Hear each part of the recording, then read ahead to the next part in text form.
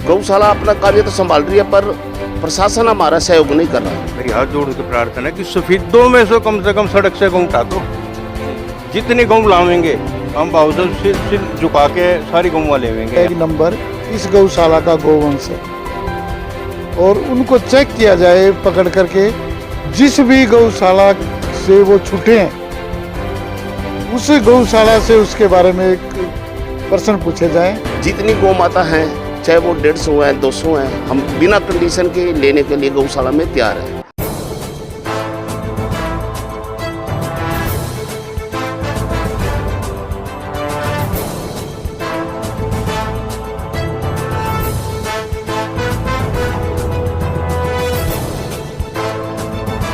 नमस्कार, आप देख रहे हैं आरएसबी न्यूज़। आरएसबी न्यूज़ में हमारे सभी दर्शकों का स्वागत है।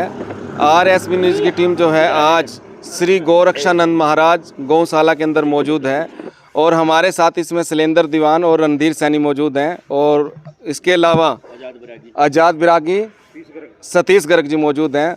तो उनसे ही जानेंगे कि जो शहर के अंदर गौवंशज और जो नंदी घूम रहे हैं उनको आखिर कैसे नंदी गौशाला के अंदर पहुंचाएं, उसी को लेकर के जो है आरएसबी न्यूज़ ने एक मुहिम जो है चलाई है और उसी को जानने के लिए जो है आज हम चारों गौशाला का जो हमने दौरा किया है। और सबसे पहले हम शैलेंद्र दीवान जी से बात करके उनका क्या कुछ कहना है। शैलेंद्र जी, आपका सबसे पहले तो आरएसबी न्यूज़ पे स्वागत है।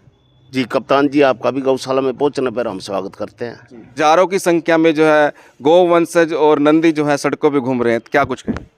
कप्तान जी, मैं जो सड़कों पर बेसहारा गौवंश फिर रहे हैं, समय समय पर इनकी वजह से एक्सीडेंट होते हैं, किसी न किसी वजह से, मतलब इनके झगड़े से किसी न किसी का घर का चिराग बुझ जाता है, बड़ा दुख होता है।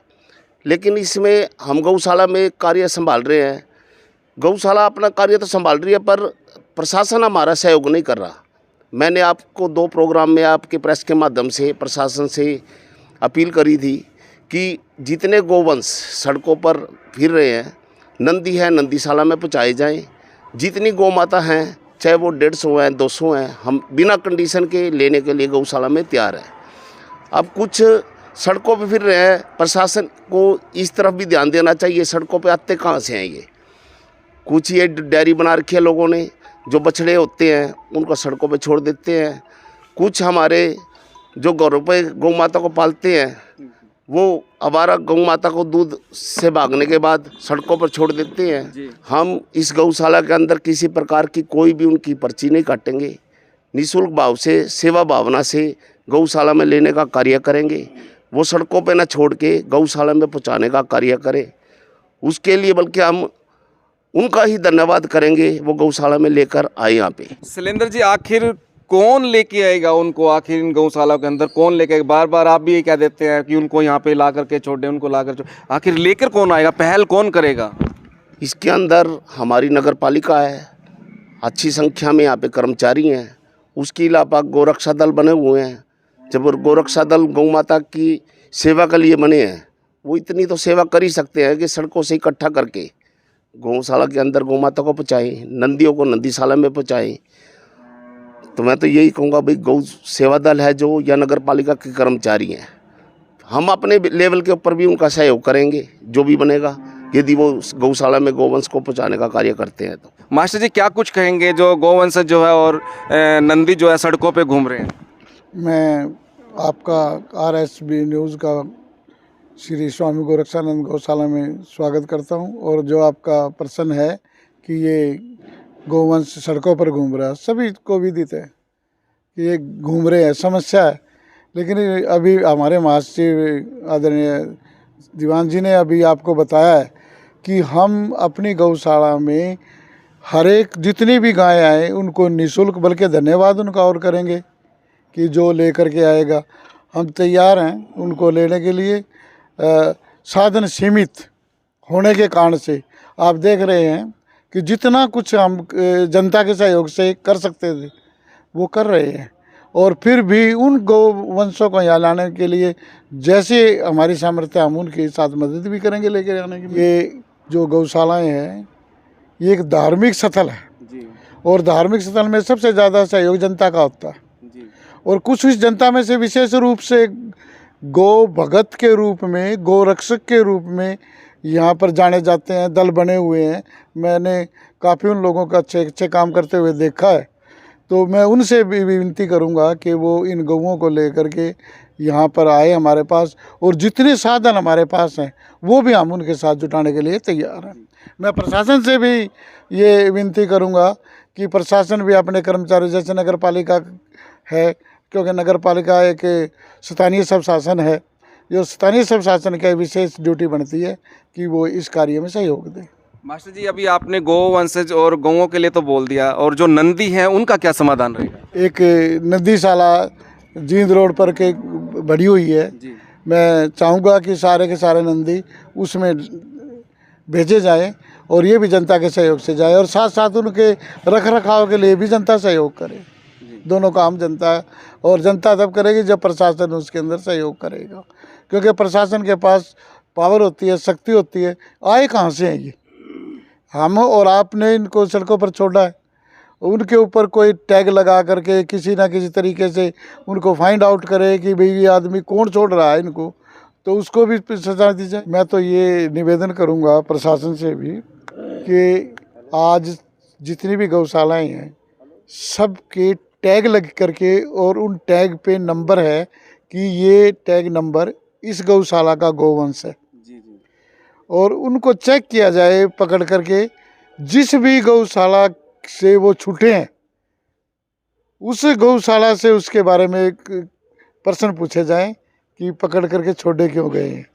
क्योंकि कई बार ऐसा आता है, हमारे पास भी लोग आते हैं ये कहने के लिए कि भाई गौशाला में हम गायें छोड़ गए हैं या नंदी छोड़ गए हैं, उनको ये एक बार ले लेते हैं, बाद में छोड़ देते हैं। मेरी ये प्रार्थना है कि उनके टैग को नोट करके और ये पता लगाया जाए कि किस गौशाला के है, और उस गौशाला को दंडित किया जाए, चाहे उसमें किसी भी गौशाला है। मैं चाहूँगा कि, क्योंकि मैं नहीं मानता कि कोई जिस गौशाला में नंदी या गाय आती है उसको वो छोड़ते हैं, ना तो ले ही ना। अगर वो ये मानते हैं कि भाई किसी गौशाला ने छोड़े हैं, वो ऐसा मेरे संज्ञान में आया है कि ये गौशाला में ले लेते हैं एक बार और फिर बाद में छोड़ देते हैं। पहले पर्ची काट के ले लिया और बाद में छोड़ दिया। मेरी निवेदन है कि उसका टैग नोट करके उस गौशाला को, जिस गौशाला से वो निकला, उसको दंडित किया जाए। तीरथ राज जी क्या कुछ कहेंगे? सबसे पहले मैं RSB न्यूज़ का यहाँ पहुँचने पर बहुत बहुत धन्यवाद करता हूँ। और बहुत सुंदर प्रसंग चल रहा है कि गौ माताएँ जिसमें 33 कोटि देवताओं का वास है जी, और वो सड़कों पे मतलब फिरने लग रही हैं। ये हमारी अपनी कमी है। प्रशासन, गौशाले सर, 4 गौशालाएं हैं, बिल्कुल 4 गौशालाएं हैं, जिनमें से 2 गौशालाएं तो संपन्न है हर तरह से की सुविधा से। 2 गौशालाएं संपन्न जरूर हैं जी जी, लेकिन मेरी इस गौशाला स्वामी गोरक्षानंद गौशाला के अंदर जी, आपको बताऊं, यहाँ पे गौओं का स्थान अलग है, नंदीशाला अलग है। जो दूसरी आप बड़ी गौशाला बोल रहे हो वो सिर्फ गौशाला है, वहाँ नंदी नहीं है, ना वे नंदी को रखते, और हम हमारे नंदी को हम बाहर भी नहीं बेचते। अगर और कोई गौ लेने के लिए भी बाहर से आता है ना, उसको हम अपना लंगड़ी गाँव भी को नहीं देंगे किसी ने जी। हम खुद सेवा करते हैं उस गाय की और अपनी नंदी की जी। तो ये जो है प्रशासन का, SDM साहब जो हैं, और एक सफेदों का बहुत बड़ा सौभाग्य है कि हरियाणा गौ सेवा आयोग का चेयरमैन हमारी सफेदों से हैं। सुनो मेरी बात। और उनको ये फर्ज बनता है, मेरी हाथ जोड़ के प्रार्थना है कि सफेदों में से कम सड़क से गौ उठा दो। जी जी, जितनी गौ लावेंगे हम भाव साहब सिर झुका के सारी गौवा लेवेंगे, यहाँ एक भी सड़क पर ना छोड़ो। नंदी जो नंदी हैं वो नंदीशाला में छोड़ो, इतना तुम्हें कर सकें। और जब सफेदों के ये हाल हो तो पूरे हरियाणा का क्या हाल होगा? बिल्कुल। और मेरा एक सुझाव हो रहा है, जितने भी गांव हैं छोटे छोटे 2 गांव जोड़ के एक गौशाला उन गांवों के अंदर बना दी जावे, जिससे कि शहर के ऊपर बर्डन ना पड़े। बिल्कुल बिल्कुल, बर्डन ना पड़े। और उसमें 2 गांव में कि गौशाला खुल जाएगी ना, तो वे गौवा 100-200 गौशाला का शेड बना दो और उसमें तूड़े का कोठा बना दो। गांव वाले आप संभाल लेंगे उस गौशाला ने। ये मेरी मुख्यमंत्री जी से भी प्रार्थना है और भाई शरवण गरक्षी से भी प्रार्थना है। अगर इस तरीके का मतलब उसमें भ्रमण करना पड़ेगा गाँव का, हर एक गाँव में जाना पड़ेगा, हर एक शहर में गौशालाओं में जाना पड़ेगा। मतलब यहाँ बैठने से तो कुछ होगा नहीं, जाना पड़ेगा और उसके बाद ही इसका हल निकलेगा।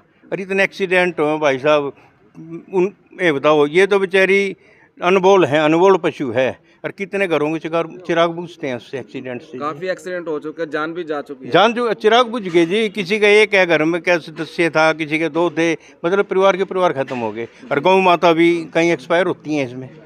तो मेरा तो यही सुझाव है मुख्यमंत्री जी से भी और गौ सेवा आयोग के चेयरमैन जी से भी कि गांव के अंदर गौशालाएं खुलवाएं, और सरकार से मदद मिलनी चाहिए। सरकार से हेल्प नहीं मिल पा रही है जितनी हमें मिलनी चाहिए।